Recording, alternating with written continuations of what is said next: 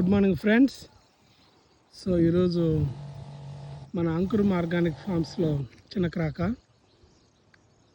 ఇక్కడ మన కూరగాయ మొక్కల్లో నీమ్ ఆయిల్, వేప నూనె, కుంకుడుకాయ రసము అవి రెండు మిక్స్ చేసి స్ప్రే చేస్తున్నాం అన్నమాట, పురుగు పట్టకుండా. సో మీకు తెలిసిందేను, బెండ వంగకి పురుగు విపరీతంగా పడుతుంది జనరల్గా. కానీ మన ఆర్గానిక్ కాబట్టి మనకు తక్కువే, బట్ స్టిల్ ఏంటంటే మనం వీటిని ముందు నుంచి కంట్రోల్ చేయాలి. సో దాని గురించి మనకున్న ఏకైక మార్గం ఏంటంటే ఈ నీమాస్త్రమేను. సో అది రెగ్యులర్గా స్ప్రే చేస్తూ ఉండాలి.